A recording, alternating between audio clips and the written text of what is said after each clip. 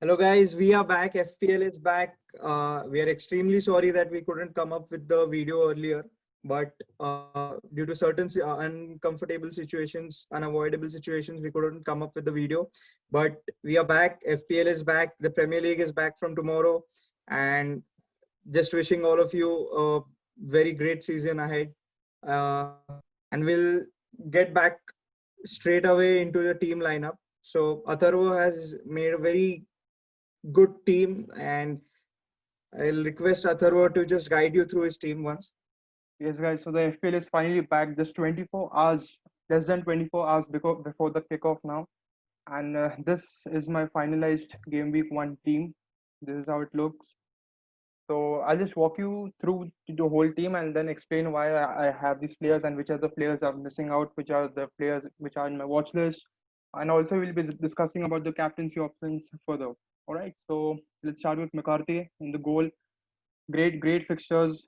Southampton look they have a very decent defensive record as well. Alexander Arnold, no question, no doubt about him. Same goes with Mohamed Salah, Aubameyang, and Mitrovic as well. He has a Premier League experience, so shouldn't be a problem. So this is how my team looks like now. The only question is now I need at least a United asset and a Manchester City player in the from game week two. I need at least Bruno or KDB. I need to have one of them at least. So how do I fit in? That is the main question now. So Son is an option. Son to Bruno straight swap. So that's what I'm thinking for the game week two onwards. But for the current game week one, this is how the team looks like. I'm not sure of the captaincy options though. But Bhagesh, if you could sell some captaincy options to our viewers for the game week one. Yeah, the very first captain choice, which is a very obvious captain choice, is Mo Salah. Then Aubameyang, and just if you want to gamble, you can go in with Timo Werner. Could be a very good differential. Uh, uh, Almost 47 to 48% people have picked him in the team, and you never know, the German can start scoring. He had a terrific season last year in the Bundesliga, and I expect a lot of goals from him. I have Timo in my team as well, Salah, Aubameyang, and again Arnold is also a good option. You can get. I assume that Liverpool keep a clean sheet, and just in case if Trent gets a goal, then probably 15 points in your bag. And if you captain him, then okay, Double 30 it up. points from your captain would be a fantastic start. You couldn't ask for more. All right. Now, in the game week one, four teams have a blank: Manchester City, Aston Villa, Manchester United, and Burnley, I guess. These four teams have a blank now. So, what do you suggest now? At least you need Manchester City and United assets, that's for sure, from game week two onwards. But how do you Definitely. fit in? How do you fit in at least one of those players in from game week two onwards? How do you plan and do that? Actually, it's actually it's really hard to fit all of them. To fit Kevin De Bruyne, to fit Bruno Fernandes, Mo Salah, Aubameyang, Arnold, Werner. It's actually impossible to fit all of them together. But you know what we can do is we can see a good run of fixtures and then select somewhere. You have to sacrifice because the prices have been really high this year. And uh, so if you want a United asset or a City asset, somewhere you have to compromise. uh, You'll if have you to want a sacrifice at United least. asset, I would suggest you go in for Mason Greenwood. I mean, I have Mason in my team. He's a good player at 7.5. And just looking at his form after the lockdown, he had scored around 8 goals, and he out of I was just seeing his stats, 1,000 minutes played and around 100 points, if I'm not wrong. So Right. that's a pretty decent amount of points you can expect. And Mason is available at a very good price. 7.5 is a 7.5. very good price. Bruno 10.5. I know he's going to be on the set piece. If you can get Bruno, obviously he's always a better option. Kevin De Bruyne blank for the first game week. Kevin De Bruyne and Bruno Fernandes, but then again they are a very costly pair to have them in your side. Uh, just in case if you want to cut down your money and get a City asset, I would suggest going for Riyad Mahrez. 8.5 is a very decent price to have Riyad in your team, and Riyad But gave City, the very Pep roulette, you cannot just trust any City player in the initial stages of the season, right? Pep roulette, you never know. totally. I totally agree with you. But then, just in case if you want a City asset, I would probably go in for Riyad Mahrez. All right. I'm So, finding it. I tried everything to fit in KDB, but then to no avail. right. So we've discussed the main players for the game week one. We've also discussed some of the captaincy options. Now, a small bit piece of advice here: avoid players from the newly promoted teams or the new signings. The reason being, they don't have any Premier League experience, right? So wait for 2 to 3 game weeks. Just see if they pass your eye test. Look at their performances, how they perform, if they start, and if they start, how many minutes do they play? If they get the whole 90, then great. So bring them in from game week 3 onwards. That is what we would suggest. Avoid players from the newly promoted teams. Now, the question you'll be asking me that we are advising all that avoid players from the newly promoted teams. But how is Timo Werner in your team? So that is a great question. Obviously, a sensible one, but we don't have any choice. I mean, Timo Werner, Chelsea's attack is very, very tempting. Also, Chelsea's fixtures, right? Brighton, West Brom, Crystal Palace, Southampton, and Liverpool. These are the 5 fixtures. Out of these 5 fixtures, 3 are at the Stamford Bridge. And that's the reason why Timo Werner is a tempting option for, for 4 to 5 weeks. Then see how it forms, and we might switch it to maybe Vardy or Harry Kane as a good option as well. And just to point out that Fulham have a really good run of fixtures. So 6 million Mitrovic is a very good buy. I would suggest people to get in Mitrovic. Mitro at 6 is a very, very decent buy. Right, right. And Also, yeah, also, he has as a you Premier League said, experience as well. Maximin. Yeah, he Yes, he has. has Premier League experience. And just in case you want a Newcastle player, I would just suggest two of them: Saint Maximin, or you can go in with Callum Wilson. Almenson. And the Yeah, one player which I have in my watch list, and I'll be probably watching him for 1 or 2 weeks, would be Oli Watkins, who was just signed for Aston Villa. He was pretty good for Brentford last season, and he also right. played pretty well in the playoffs. So, one to watch out for. 6 million, decent price. Also, you mentioned the Saint Maximin ASM, but looking at his fixtures, he has West Ham away, Brighton home, and then he plays Tottenham, Burnley, and United. Tottenham, Burnley, and United have been very, very good defensively. So the first 2 fixtures are tempting for Newcastle. I don't see the other 3 fixtures that appealing. They are not that appealing to me. So I might stick Yes, yes, yes. ASM for just 2 weeks and then transfer him out for someone else. All right. So we've discussed But these facts.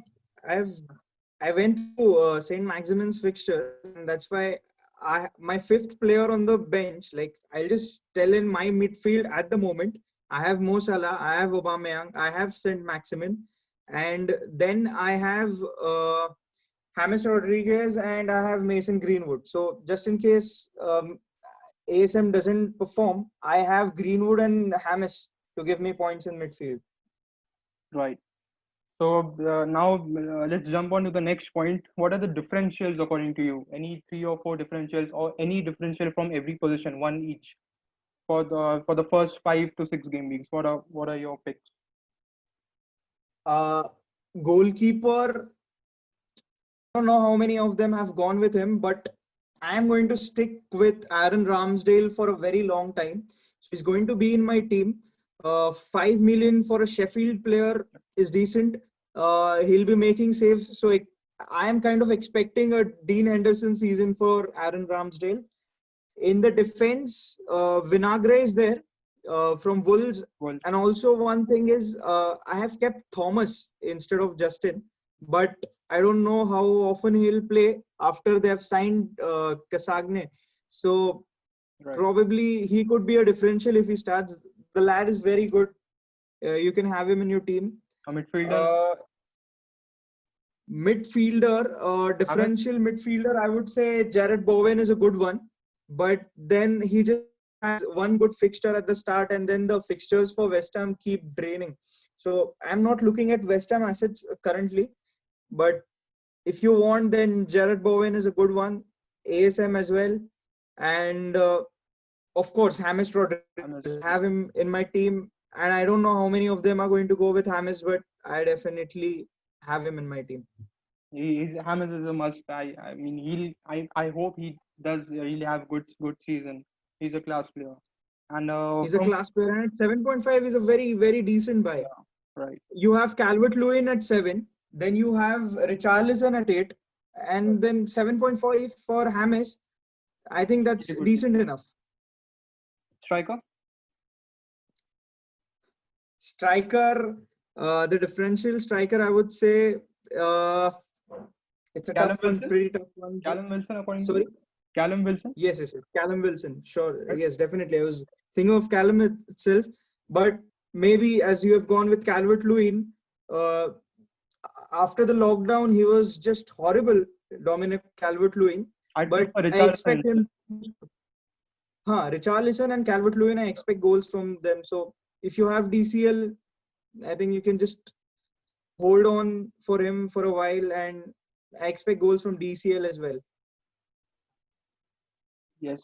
So Everton have been really good. Also, their signings as well. You know, they've signed a lot of players. Chelsea have signed so many of them.